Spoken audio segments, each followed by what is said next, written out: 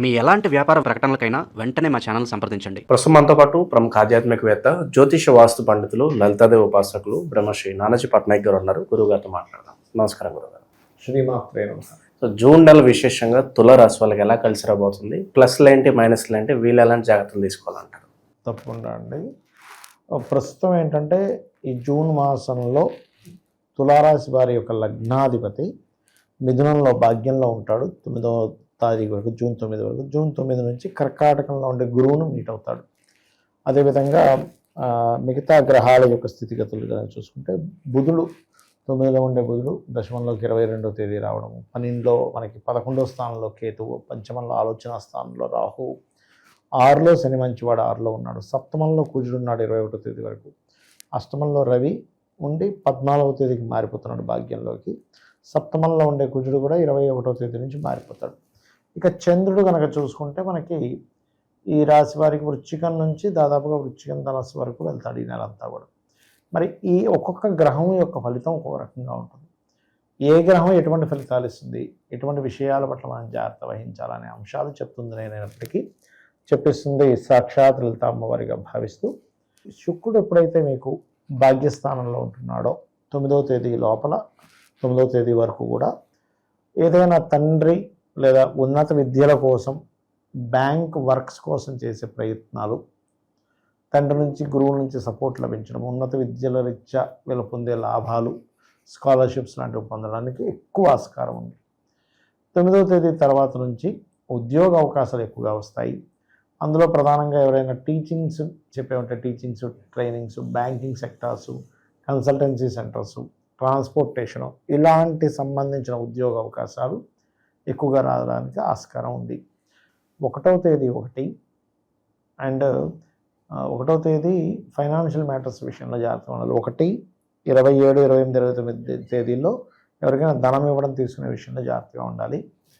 మరియు 7, 8 తేదీలు నిర్ణయాలు తీసుకునేటప్పుడు జాగ్రత్తగా ఉండాలి. సంతానం విషయంలో కొంతమంది ఐవీఎఫ్లు, ఐవీఐలు చేయించుకుంటారు కదా, మనకి 7, 8 తేదీలు జాగ్రత్తగా ఉండాలి. 9, 10 తేదీలు పర్టికులర్గా వీళ్ళు ఏంటంటే అప్పుల విషయంలో జాగ్రత్తగా ఉండాలి. అప్పులు ఇవ్వడం తీసుకునే విషయంలో ఈ జాగ్రత్తలు తీసుకుంటే సరిపోతుంది. అయితే ఈ రాశి వారికి ధనాధిపతి సప్తమంలో ఉన్నాడు.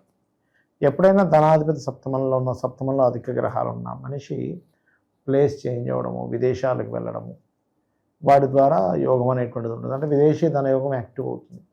కాకపోతే ఎంతైనా కూడా కుజుడు పాపి కదా ఈ లగ్నానికి. కుజుడు అది కాకుండా అగ్నితత్వ రాశుల్లో ఉన్నాడు. ఎప్పుడైనా ఒక ప్లానెట్ కనుక అగ్నితత్వ రాశుల్లో ఉన్నప్పుడు ఆ సమయాల్లో, అంటే ఈ నెల 21వ తేదీ వరకు కుజుడు అక్కడ ఉంటాడు. ఈ టైంలో వీళ్ళు పార్ట్నర్స్ ఎంపిక చేసుకునే విషయంలో రాంగ్ స్టెప్ పడుతూ ఉంటుంది. ఎలా అంటే అగ్రెసివ్ ప్లానెట్ సప్తమంలో ఉన్నందుకు వివాహం విషయంలో ఒక లైఫ్ పార్ట్నర్ని ఎంపిక చేసుకుంటున్నాం. ఇప్పుడు ఎంపిక చేసుకునేవన్నీ అలాంటివి వస్తాయంటే కొంచెం అవతల వాళ్ళకి బాగా కోపం రావడం, స్ట్రిక్ట్గా ఉండడం, ప్రతి విషయానికి గొడవపడే లక్షణాలు గల వాళ్ళు వస్తారు. ఎందుకంటే అక్కడ ఇది దొరుకుతుంది, అంటే ఆ కాంబినేషన్ ఉంది. అంటే ఎలా అంటే చిన్న ఎగ్జాంపుల్ చెప్తాను, ఎందుకంటే చాలా క్లియర్గా అర్థం అవ్వడానికి. ఇప్పుడు మనకి మన కాలనీస్లో మార్కెట్ పెడుతూ ఉంటారు, కూరగాయల మార్కెట్లో. ఈవినింగ్ పెట్టగానే మీకు ఫ్రెష్ దొరకవచ్చు. క్లోజింగ్ మూమెంట్లో వెళ్ళారనుకోండి, లేకపోతే పొద్దున్నే పెట్టాడు, మధ్యాహ్నానికి క్లోజింగ్, మధ్యాహ్నం వెళ్ళారు అయిపోయే టైంలో, అప్పటికి ఎలా ఉంటుందండి? పాడైపోయినవి అందరూ ఏరేసుకోగా పాడైపోయినవి దొరుకుతాయి, అవునా కదా? పుచ్చిపోయినవో, లేకపోతే బాగా ఎండకు బాగా ఇదైపోయినవో అలాంటివి దొరుకుతాయి. అలాగే ఒక గ్రహం ఒక స్థానంలో ఉన్నప్పుడు తత్సంబంధించిన అవకాశాలే మనకు వస్తూ ఉంటాయి.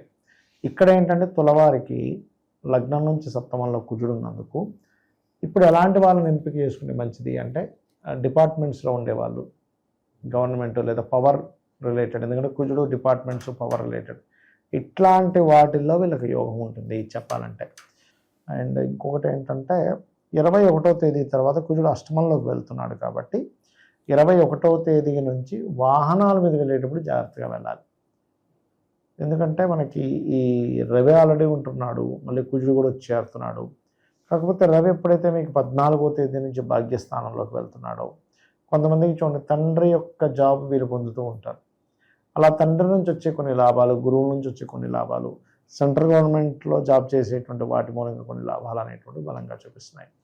ఏకాదశంలో ఎప్పుడైతే కేతు ఉన్నాడో ఈ ఆయుర్వేదం సంబంధించినవి, మెడికల్ సంబంధించినటువంటి వ్యాపారాల్లో ఉండేటువంటి వారికి ఒక మంచి స్టేజ్కి అయితే వెళ్ళడం ఖచ్చితంగా జరుగుతుంది, అందులో ఎటువంటి సందేహం లేదు. అయితే వీళ్ళకి ఫినాన్షియల్గా ఇంకా బాగుండాలి అంటే కనుక ఎక్కువగా హనుమాన్ చాలీసా చదువుతూ ఉండాలి. అందులో నేను ఇందాక చెప్పినట్టుగా పర్టికులర్గా మనకి ఈ స్టార్టింగ్ అంటే 1వ తేదీ అది కొంచెం జాగ్రత్తగా ఉండడం, ప్లస్ 27, 28, 29 తేదీలు ఫైనాన్షియల్ మ్యాటర్స్లో జాగ్రత్తగా ఉంటే సరిపోతుంది. ఎక్కువ సుబ్రహ్మణ్యేశ్వర స్వామి ఆరాధన. అయితే వీళ్ళు ఇవన్నీ ఫైనాన్షియల్కి ఏది సుబ్రహ్మణ్య స్వామి, ఆంజనేయ స్వామి కానీ ఇన్ జనరల్గా ఒక మనిషికి అదృష్టం పట్టాలంటే దేవతా అనుగ్రహం కలగాలి, ఒక మంత్రం చేసుకుంటే బాగుండాలంటే వీళ్ళకి ఇప్పుడున్నటువంటి గోచార ఫలితాలు రీత్యా దుర్గా ఆరాధన చేయడము అన్ని విధాలా మంచి ఫలితాలు ఇస్తుంది. దుర్గా అష్టోత్తరము, దుర్గా ఆరాధన చేయడం అనేటువంటిది.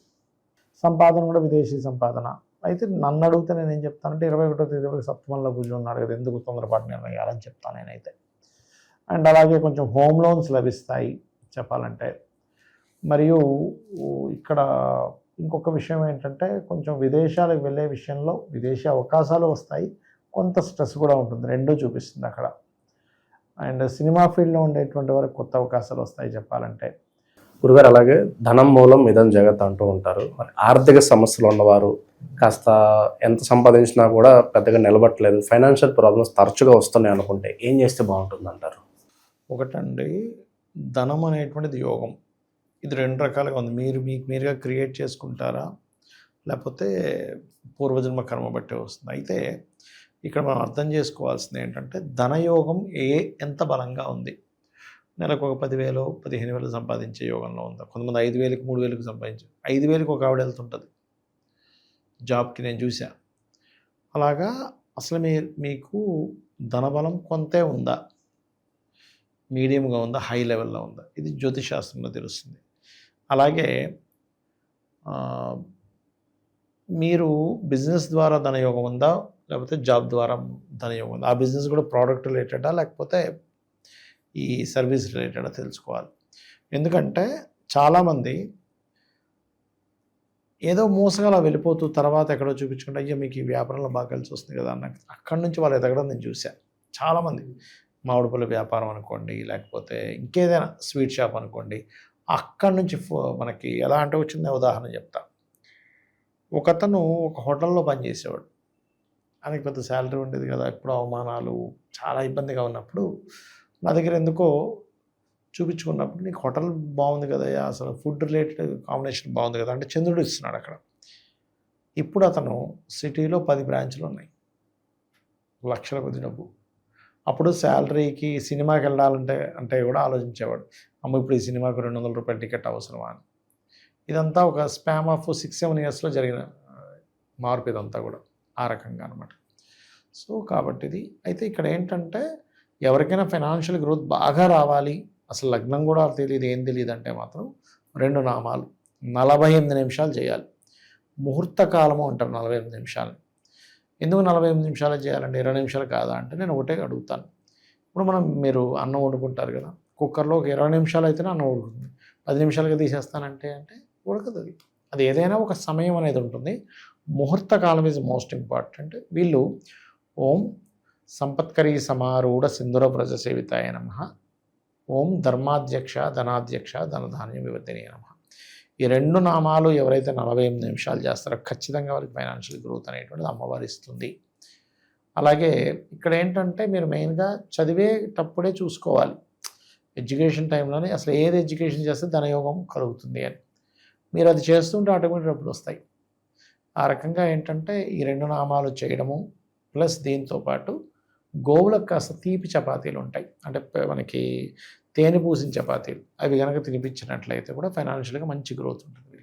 ఓవరాల్గా ఈ రాశి వాళ్ళకి జూన్ నెల ఏ విధంగా ఉండబోతుందో మంచి విశ్లేషణ అందించారు. ధన్యవాదాలు. శ్రీమాత్రే నమః.